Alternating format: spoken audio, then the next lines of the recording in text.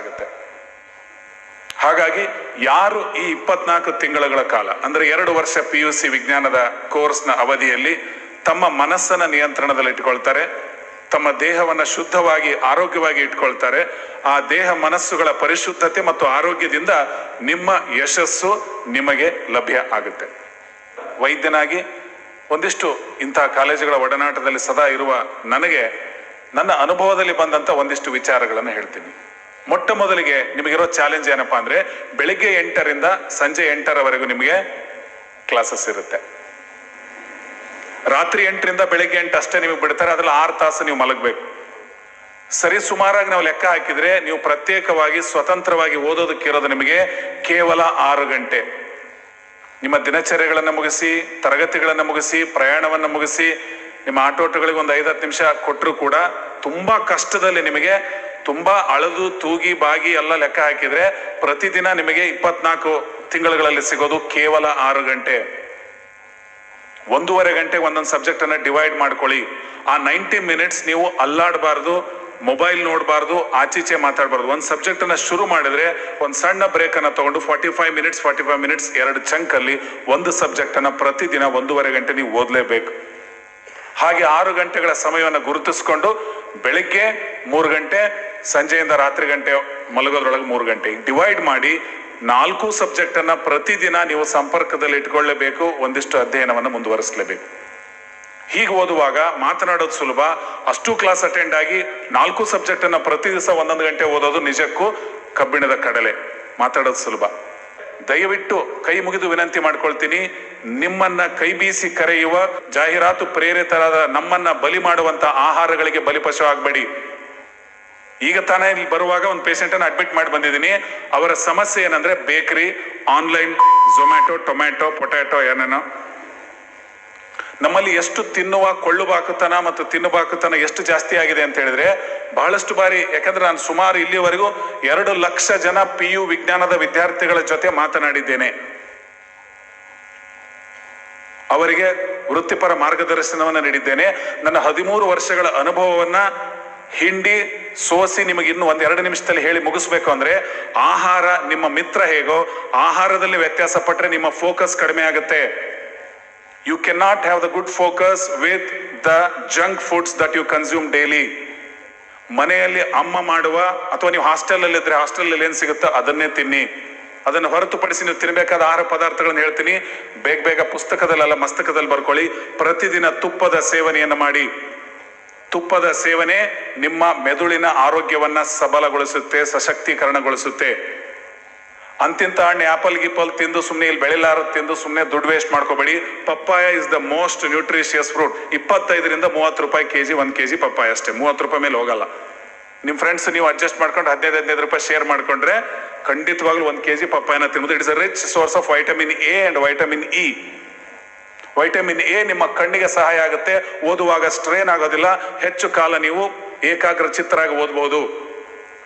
Vitamin E ನಿಮ್ಮ ರೋಗ ನಿರೋಧಕ ಶಕ್ತಿಗೆ ಕಾರಣವಾಗುತ್ತೆ. ಕೂದಲು ಚರ್ಮಕ್ಕೂ ಕೂಡ ಒಳ್ಳೆಯದು. ಅತಿ ಸುಲಭವಾಗಿ ಅಗ್ಗದ ಬೆಲೆಯಲ್ಲಿ ಸಿಗುವ ಪಪ್ಪಾಯನ್ನ ರಿಪೀಟೆಡ್ ಆಗಿ ಸೇವನೆ ಮಾಡಿ. ತುಪ್ಪವನ್ನ ಪ್ರತಿದಿನ ಸೇವನೆ ಮಾಡಿ. ನೀರನ್ನ ಚೆನ್ನಾಗಿ ಕುಡಿಯಿರಿ. ನೀರನ್ನ ಕುಡಿಯೋದು ಇವತ್ತು ನಾವು ಹೇಳ್ಬೇಕಾಗಿದೆ. ಗಂಟೆಗೊಂದಾವರ್ತಿ ಬೆಳಿಗ್ಗೆ 7 ಗಂಟೆಯಿಂದ ಸಂಜೆ 7 ಗಂಟೆ ಕುಡಿಯುವ ನೀರು ನಿಮ್ಮನ್ನ ಅಮೃತದಂತೆ ಕಾಪಾಡುತ್ತೆ. ಗಂಟೆಗೊಂದಾವರ್ತಿ ನೀರನ್ನ ಕುಡಿಯಿರಿ, ಸಿಪ್ ಬೈ ಸಿಪ್ ಸಾಕು. Quantity doesn't matter, frequency matters. ಸಂಜೆ 7ರಿಂದ ಬೆಳಿಗ್ಗೆ 7 ಮತ್ತೆ ಅಲಾರಾಮ್ ಇಟ್ಕೊಂಡು ಮತ್ತೆ ನೀರು ಕುಡಿದಿರ ಮಧ್ಯ ಎದ್ದು, ಅವಾಗ ಬೇಡ.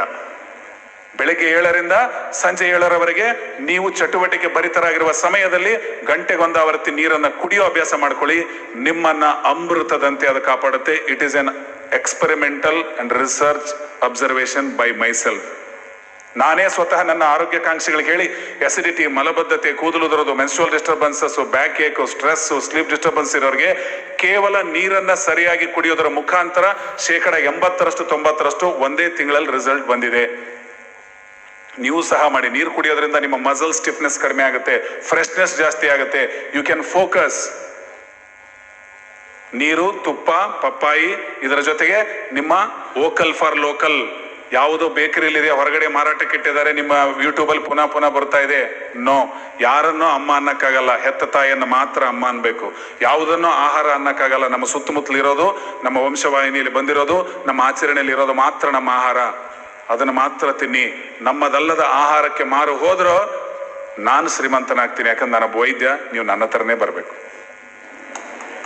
ಹಾಗಾಗಿ ನಾನು ಶ್ರೀಮಂತನಾಗೋದು ನಿಮ್ಮ ಮುಖಾಂತರ ಆಗೋದು ಬೇಡ, ನಿಮ್ಮ ಆಶೀರ್ವಾದದ ಮುಖಾಂತರ ಆಗೋಣ ಅಂತ ತಿಳಿಸ್ತಾ, ಒಂದ್ ತಿಳ್ಕೊಳ್ಳಿ, ಲಕ್ಷ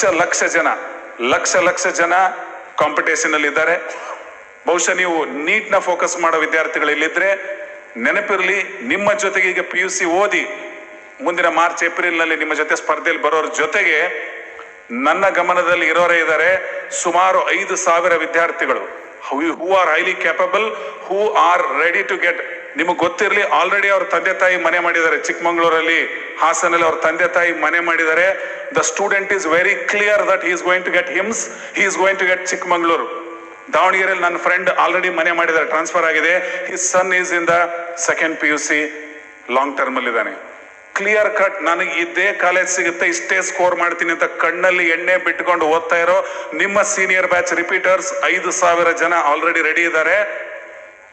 ಕರ್ನಾಟಕದಲ್ಲಿ ಲಭ್ಯ ಇರುವಂತಹ ಮೆಡಿಕಲ್ ಸೀಟ್ಸ್ ಬಹುಶಃ 10,000 ರಿಂದ 12,000. ಅದರಲ್ಲಿ 5,000 ಬರೀ ಸೀನಿಯರ್ಸ್ ತಗೊಂಡ್ರೆ ನಿಮ್ಗೆ ಉಳಿಯೋದು ಅರ್ಧ. ಹೆದರ್ಸ್ತಾ ಇಲ್ಲ, ರಿಯಾಲಿಟಿನ ಹೇಳ್ತಾ ಇದ್ದೀನಿ. ಇಂಜಿನಿಯರಿಂಗ್ ಕಾಲೇಜ್ ಓದ್ತಿಲ್ಲ ಎಲ್ಲರೂ ಕೂಡ ವಿದೇಶಕ್ಕೆ ಹೋಗಿ ಕೆಲಸ ಮಾಡಲ್ಲ. Until and unless you are creative, until and unless you are very dedicated, until and unless you dream very big, ನೀವು ವೈದ್ಯರಾದ್ರಷ್ಟೇ, ಇಂಜಿನಿಯರ್ ಆದ್ರಷ್ಟೇ ನೀವು ಯಶಸ್ಸು ಕಾಣೋದು ಬಹಳ ಕಷ್ಟ. ಹಾಗಾಗಿ ಆರೋಗ್ಯಕರವಾದ ಆಹಾರವನ್ನು ತಿನ್ನಿ, ಯೋಗದ ಅಭ್ಯಾಸವನ್ನು ಮಾಡಿ, ದೊಡ್ಡ ಗುರಿಯನ್ನು ಇಟ್ಕೊಳ್ಳಿ, ನಿರಂತರ ಪ್ರಯತ್ನ ಮಾಡಿ. ಅಪೋಸಿಟ್ ಸೆಕ್ಸ್ ಅಟ್ರಾಕ್ಷನ್ಗೆ ಬೀಳಬೇಡಿ. ಪ್ರತಿ ತಿಂಗಳು ಒಂದಾದ್ರೂ ಕೇಸ್ ನನ್ನ ಹತ್ರ ಬರುತ್ತೆ. PU ಓದ್ತಾ ಇರೋದು, problem in having opposite sex attraction. Please, ಅದಕ್ಕೂ ಸಮಯ ಇದೆ. ನೇರವಾಗಿ ಹೇಳ್ತೀನಿ, ಒಬ್ಬ ವೈದ್ಯನಾಗಿ ನಿಮ್ಮ ವಯಸ್ಸಿನಲ್ಲಿರುವಂತ ಆ ದುಡುಕುತನ ಬೇಡ, ಅವಸರ ಬೇಡ. ಲೈಂಗಿಕತೆಗೆ, ಕೌಟುಂಬಿಕ ಜೀವನಕ್ಕೆ ಸಾಕಷ್ಟು ಸಮಯ ಮುಂದಿದೆ. ಅದನ್ನ ಅವಸರ ಮಾಡ್ಕೊಂಡು which is important, which is urgent, ಅದು ನಿಮಗೆ ಬಹಳ ಮುಖ್ಯ.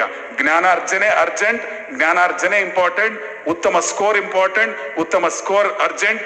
ಆ ಅರ್ಜೆಂಟ್ ಅಂಡ್ ಇಂಪಾರ್ಟೆಂಟ್ ಯಾವುದು ಅಂತ ಅರ್ಥ ಮಾಡ್ಕೊಳ್ಳಿ, ಅದಕ್ಕೆ ಫೋಕಸ್ ಕೊಡಿ. ಬಾಹ್ಯ ಸೌಂದರ್ಯಕ್ಕೆ, ಅಪೋಸಿಟ್ ಸೆಕ್ಸ್ ಅಟ್ರಾಕ್ಷನ್ಗೆ, ಈ ಆನ್ಲೈನ್ ಶಾಪಿಂಗಿಗೆ, ಈ ಗೇಮ್ಸ್ಗೆ, ಈ ಅನಾರೋಗ್ಯಕರ ಸಾಮಾಜಿಕ ಜಾಲತಾಣಗಳಿಗೆ ಬೆಲೆ ಕೊಡಬೇಡಿ ಅಂತ ಹೇಳ್ತಾ, ಇವತ್ತು ನೀವೇನು ಇಂಥ ಒಂದು ದಶಮಾನೋತ್ಸವ